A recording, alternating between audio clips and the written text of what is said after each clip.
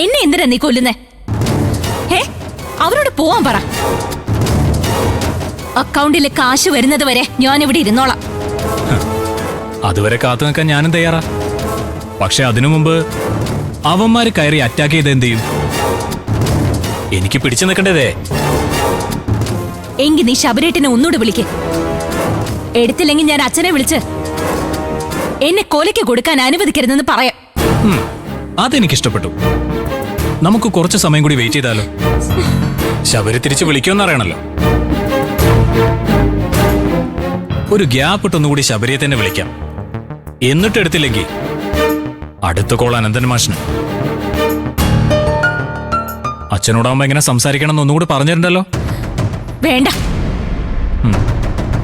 എന്റെ ജീവൻ രക്ഷിക്കേണ്ടത് എങ്ങനെയാണെന്ന് എനിക്കറിയാം. എന്റെ അച്ഛൻ ഇന്ന് തന്നെ പണം നൽകി എന്നെ രക്ഷിക്കുമെന്ന് എനിക്ക് ഉറപ്പുണ്ട്. മതി, അത് മതി.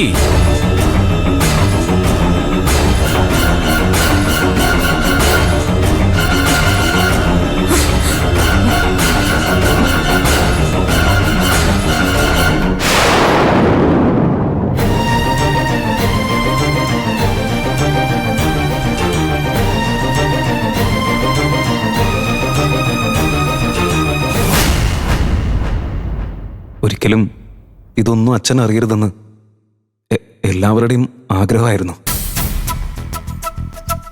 പക്ഷെ ഇനി ഇത് മൂടി വെച്ച് അച്ഛനെ മണ്ടനാക്കാൻ എനിക്ക് പറ്റില്ല.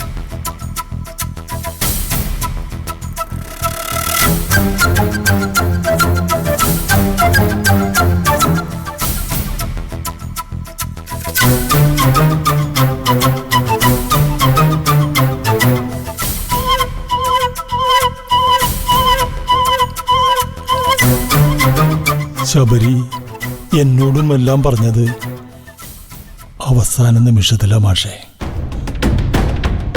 എല്ലാം പറഞ്ഞിട്ടും എൻ്റെ മോന് ദയോട് ക്ഷമിക്കാനും അവളോടൊപ്പം ജീവിക്കാനും കഴിഞ്ഞിട്ടുണ്ടെങ്കിൽ ഈ പക്വതയില്ലാത്ത പ്രായത്തിലെ സ്വന്തം മകൾക്ക് പറ്റിയ തെറ്റ് പൊറുക്കാനുള്ള മനസ്സ് മാഷിനും ഉണ്ടാകണം.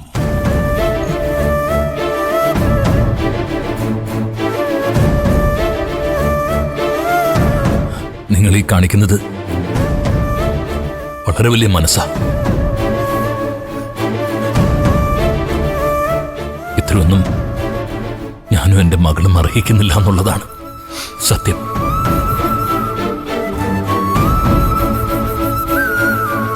എൻ്റെ മകളോട് പൊറുക്കണമെന്ന് ഞാൻ നിങ്ങളോടല്ലേ പറയേണ്ടത്?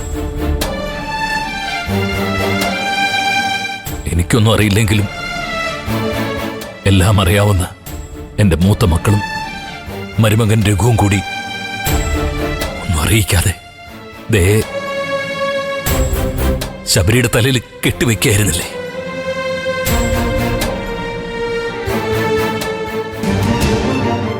മാപ്പ്. എല്ലാവർക്കും വേണ്ടി